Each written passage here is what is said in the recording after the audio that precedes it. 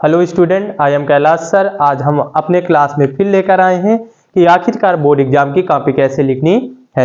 आज जो हमारी क्लास है वो भी ये है कि बोर्ड एग्जाम में सामाजिक विज्ञान की कॉपी कैसे लिखनी है, जिसे आपको अगर आता भी नहीं है तो आपको अच्छे अंक कैसे मिल जाए, कि आपके जो सामाजिक में है वो 80 से 90 अंक कैसे पहुंच जाए। तो कॉपी लिखने का हम तरीका बताएंगे कि आखिरकार आपको बोर्ड एग्जाम में कॉपी कैसे लिखनी है, जिससे एग्जामिनर आपकी कॉपी में अच्छे अंक दे जांच करते समय। जैसे अब बात करेंगे खंड बा। जैसे खंड आ जो होता है वो ओमार में आता है, ठीक। अब जो नई शिक्षा नीति के अनुसार जो खंड आ होता है वो ओमार में आता है, और खंड बा जो होता है वो हमको अपनी बोर्ड एग्जाम की कॉपी जैसे है उसमें हमको लिखना होता है।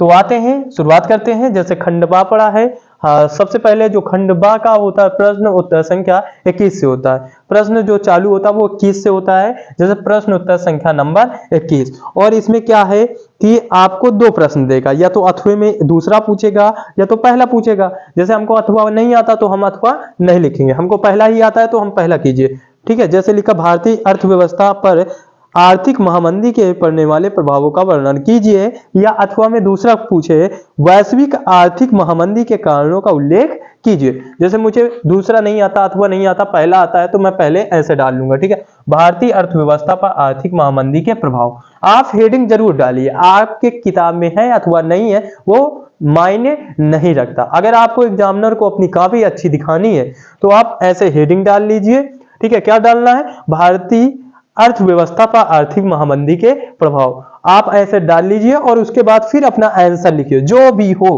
आंसर, जो भी हो वो आप लिखिए। एग्जामिनर आपको जैसे के नंबर का है, आपको जैसे ये जो प्रश्न है वो 4 नंबर का है तो आपको कुल मिला के 3 नंबर तो दे ही देगा। 100 में 100% ये सो नहीं कह सकता कि आपको 4 नंबर देगा। अगर आपकी रेटिंग अच्छी है तो वो 4 भी दे सकता है, 3 भी दे सकता है, अगर आप बढ़िया से ऐसे डालकर लिखे। अब बात करेंगे दूसरे प्रश्न की। अब दूसरा प्रश्न कैसे करेंगे? जैसे इसको तो हमने जान लिया, इसको कैसे हम लिखेंगे, कॉपी हमको सामाजिक की कैसे लिखनी है। अब जैसे दूसरे प्रश्न की मैं बात करूं, जैसे मेरा जो प्रश्न आएगा, प्रश्न नंबर मैं 22 की बात करता हूं, ठीक है। 22 की यहां से लगाकर 21 से लगाकर जो 25 तक या 26 तक क्वेश्चन है सभी में वही करना है। मुझे क्या करना है? मुझे करना क्या है? जैसे प्रश्न उत्तर संख्या नंबर 22, और 22 का मुझे क्या आता है? भारत में राष्ट्रवाद के उदय के कारणों का उल्लेख कीजिए या सत्याग्रह का अर्थ स्पष्ट कीजिए, ठीक है। तथा गांधी जी के सत्याग्रह के विचारों का भी उल्लेख कीजिए। जैसे मुझे जो आता हो, जैसे मुझे अथवा वाला आता है, ठीक है।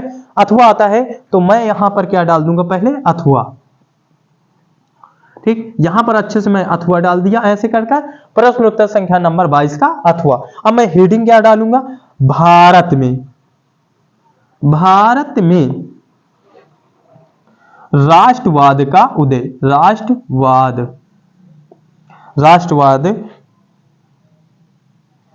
राष्ट्रवाद के उदय के कारण, मतलब राष्ट्रवाद का जैसे भारत में राष्ट्रवाद का उदय,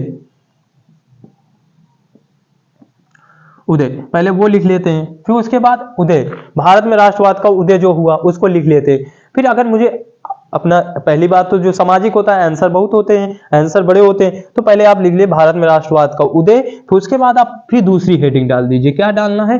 कारण। क्या डालना है? कारण।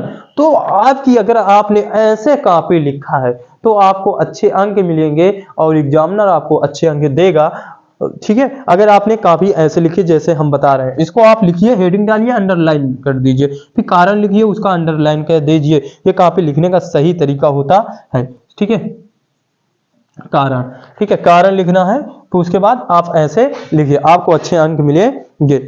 अब मैं बात करूंगा दूसरे प्रश्न की, ठीक है। इसमें बता देता है कि आपको 150 वर्ड में लिखना। अब मैं 150 वर्ड की बात कर रहा हूं, अभी मैं 80 वर्ड की बात कर रहा था, अब मैं 150 वर्ड वाले शब्दों की बात कर रहा हूं कि आपको कैसे करना है। जैसे देख लेते हैं हमको आखिरकार कॉपी कैसे सजानी है, ठीक है। अब यहां पर मैं इसको रेज कर दिया। अब पूछा है, ठीक है, कि जो 150 वर्ड में लिखना है। पहला जो प्रश्न है 25, प्रश्न उत्तर संख्या 25 में है, लोकतंत्र से आप क्या समझते हैं? इससे उत्तरदायित्व, जिम्मेदारी एवं वैध शासन क्यों माना जाता है? या तो इसको कर लीजिए, या तो 26 में है इटली का एकांकीकरण कैसे हुआ। ठीक है, इसको मैं बता रहा हूं, क्वेश्चन नंबर 26। ठीक है, प्रश्नोत्तर संख्या नंबर 26 डालेंगे। हेडिंग सबसे पहले डालेंगे, या तो इटली का एकांकीकरण बताइए या जर्मनी का एकांकीकरण बताइए। अब मुझे जैसे अथवा वाला नहीं आता, पहला ही आता है इटली का, तो मैं यहां पर डाल लेता हूं इटली का एकांकीकरण, इटली का एकांकीकरण। ठीक है, ऐसे मैं डाल लेता हूं और इसको लिख लेता हूं। ठीक है, हेडिंग डालूंगा पहले अच्छे से, और उसके जो भी हेडिंग हो आप इसी प्रकार डालकर लिखते जाइए। चाहे उसमें आप थोड़ा बड़ा गलत भी लिखेंगे तो कोई बात नहीं, लेकिन हेडिंग गलत नहीं होनी चाहिए, नहीं तो एग्जामिनर आपको नंबर नहीं देगा। हेडिंग बस नहीं गलत होनी चाहिए, हेडिंग सही से आप लिखिए, आपको फुल नंबर देगा। ठीक है, ये तो हो गए प्रश्न उत्तर लिखने के तरीके। अब बात करते हैं, जैसे हमारा आया उमार में। ठीक है, वो सॉरी उमार में नहीं आता है, भारत का नक्शा आता है। आपको भारत का नक्शा दिया जाता है, मानचित्र में दर्शाने के लिए आता है। ठीक है, अगर आप कॉपी में उत्तर लिखते हैं तो उसके आधे नंबर देंगे, मतलब एक का आधा। ठीक है, और अगर आप मानचित्र में दर्शाते हैं तो आपको फुल 1 नंबर दिया जाएगा।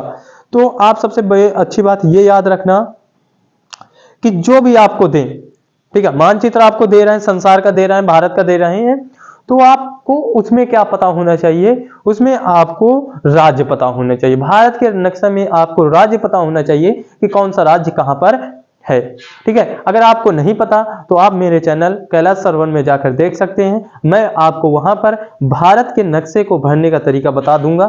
ठीक है, तो आप वहां पर भर सकते हैं। और जैसे देखिए, कह रहा कि गेहूं का सबसे बड़ा उत्पादन किस राज्य में होता है, तो जैसे गेहूं का उत्पादन जैसे भारत में कहां पर होता है, उत्तर प्रदेश में होता है, या जहां होता हो, ठीक है, जिस राज्य में होता हो वहां पर ये चिन्ह भरना है। तो आप जब मानचित्र आपको देंगे, ये चिन्ह आपको बनाना है जिस राज्य में होता हो। अगर आपने उस राज्य में ऐसे बनाया, ठीक है, तो आपको क्या देगा, 1/2 नंबर, मतलब 1/2 का मतलब आधा नंबर आपको देगा।